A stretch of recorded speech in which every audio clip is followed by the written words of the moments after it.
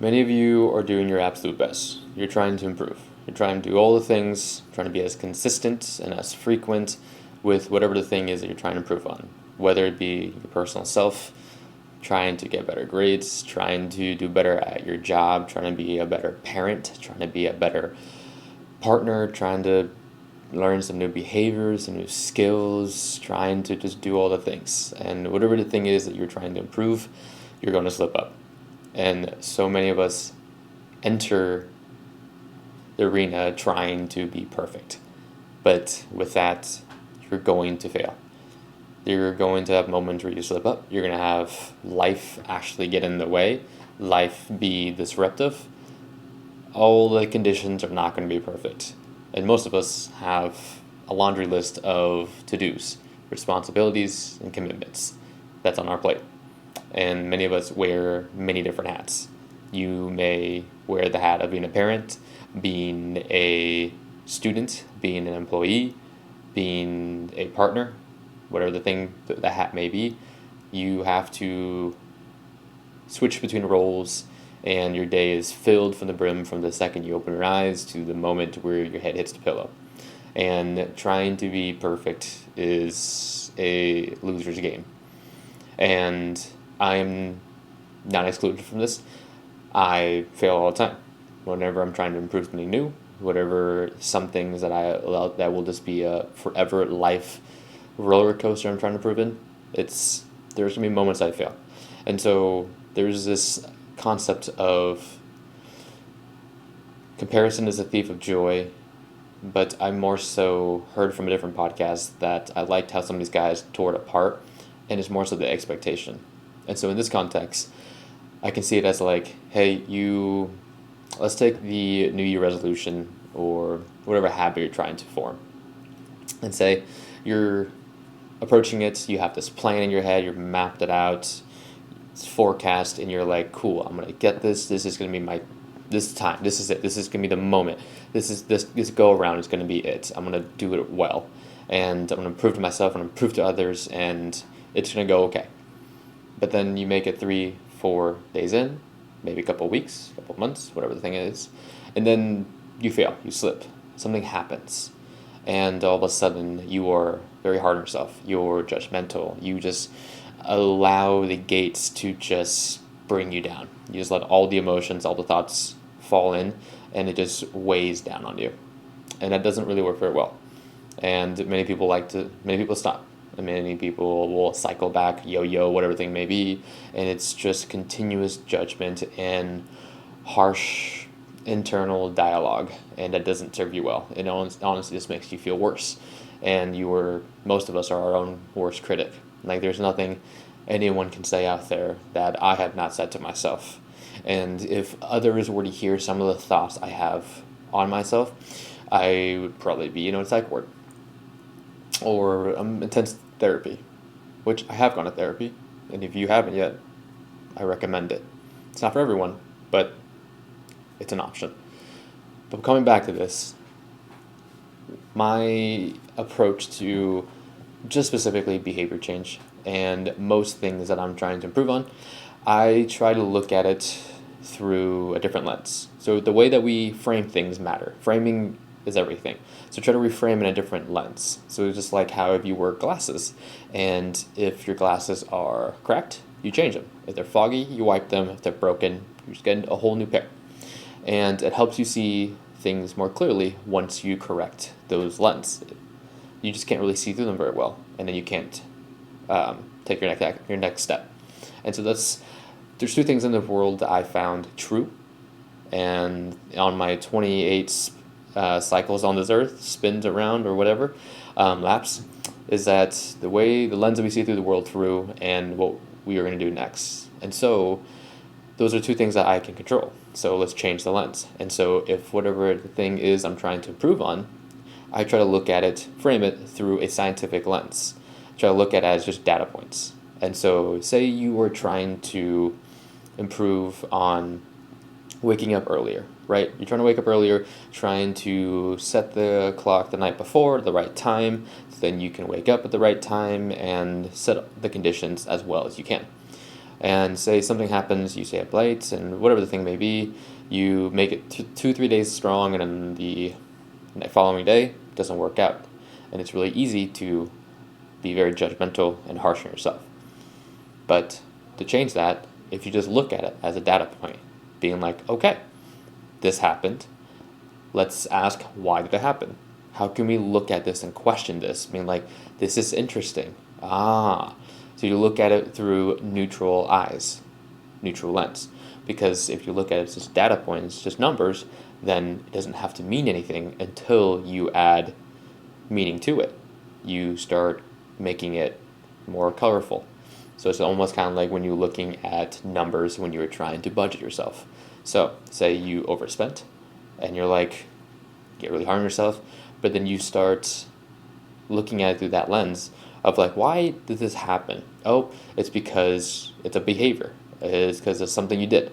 Oh, if it's something you did, something that happened, then you can do something about it. And then the next go around, you can try to correct that mistake. Try to plug that leak, so to speak. And so trying to look at it that way and trying to approach things being like, you expect things to fail, because that expectation of being perfect, of the expectation of never failing, that's not very realistic. Is that sometimes things can happen. Again, it depends on the severity of what the thing is, of course. But for most things, for health behavior change, you can look at it through neutral eyes. It's just a set of data points. Okay, they will tell a story. Okay, what happened? Okay, what behavior, what changed to cause this? Oh, was this something that within your control that you can do? Okay, then you can correct it. Oh, did something happen in real life? Oh, excuse me. Oh, was it because, say, you were trying to work out 3 times a week, but now summer's over and now your kid's school schedule just got busier with practices and things like that, and now you have to adjust. And so you also have to be very adaptable. Real life stuff is going to happen. So you have to have a level of compassion as well. Of course, you have to have a level of ownership of your actions and setting a standard for yourself, but having a level of compassion and grace injected into that as well, into the equation, will help you produce whatever the results may be. It helps you be nicer to yourself. And so for the case where something happens, like say something happened with the kids, something happened with your parents, something happened to a friend, something happened to you, that you're not going to be so hard on yourself. And so you can account for those type of things. So just don't be so rigid with certain things. But of course, context always matters. So say if you are coming up, you are training for a Olympic weightlifting meet or a powerlifting meet or whatever, like lifting competition, and you want to make sure your training is more dialed in. So there's periodizations. So there's periods where you can be a little bit looser and periods where you got to be a little tighter and more dialed in. And so if you're going to be more dialed in some areas of life, make sure that you have certain contingencies, certain aspects to be able to support that extra demand. So if something pushes, other areas have to maybe pull back a little bit, because you can't do everything at once. You can do anything, but you can't do everything at once.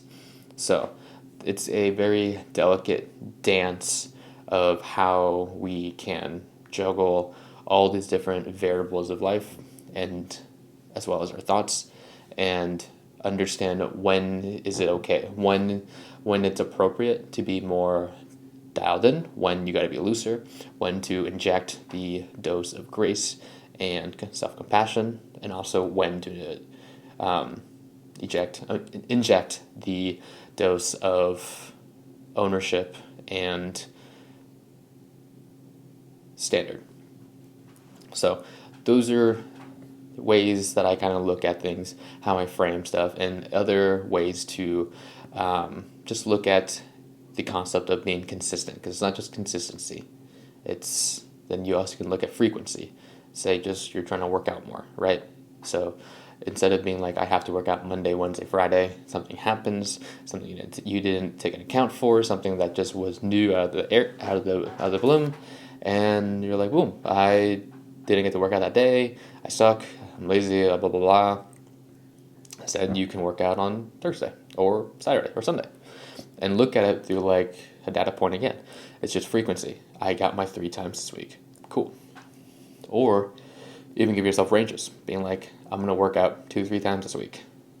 On if it works out really in my favor, 3. If it works out just a little less in my favor, then 2. And you got the happy medium right there, or even 2 to 4. 4, super favor, 2, least, and then 3, that's how the cards kind of played out this week. And then examine the last week, the last couple of days, and then see how you can tweak it to the following week and whatever the behavior is. So there's a lot of angles to go about this, but the big thing is try not to be so hard on yourself when it comes to you not being consistent, because the more judgmental and harsh you are on yourself just weighs you down more. It feels like there's a boot in your throat, and you feel like you're not enough, feel like you're an embarrassment, feel like you're a loser, you're worthless, and that you'll never account to anything. And some of those thoughts kind of creep in. And so looking at it that way doesn't help.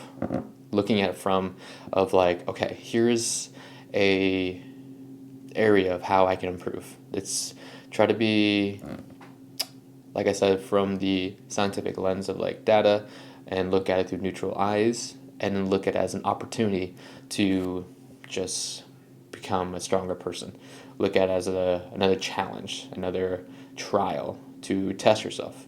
As most of us, we ask whoever you pray to for strength, for discipline, for whatever the character trait may be, and skills. And most times we're not just given it, we are tested in certain situations. So if you want to be patient, then you have to display patience in whatever form that may be, and whatever test that may be. And sometimes it's not a test that you expected, but it's the one that is needed. And you will continue learning your lesson until it's learned. So having a level of self-compassion goes a long way when it comes to trying to improve your behavior and trying to be more consistent. And yeah, so just wanted to share some of those thoughts. And again, I'm not perfect. I still get very down in dumps when I slip up, when I mess up, when I don't do something well, and I feel like it's going against the grain. I feel like I'm lying to myself, and I just, yeah. But instead of trying to be so hard on myself, I try to quiet that voice, just dim it, and then listen to the other voice, the voice of the version of me that I hope to ascend to and become one day. And that voice will give me the voice of compassion and reasoning and comfort and guidance. And that version, is the knowledgeable old wise man that is helping me along my way. So try to look at it with that level of compassion and through some of those framing. Because the way you frame things really matter. And it doesn't really do anyone good if you are just in a bad mood, in a sad, oppressive mood trying to do things. It's better to be might be more helpful, more fun, to try to have fun with it. Try to see it as an opportunity, so that have hope. Looking at it through a lens of hope, being fueled by hope that you can get better. So just want to share that. Hope you guys like that. And let me know if you have any questions. I'd love to hear your thoughts. And if you have not yet, please subscribe, comment, rate, whatever platform you're listening on. Really does help. And I'll see you guys in the next one. Thank you.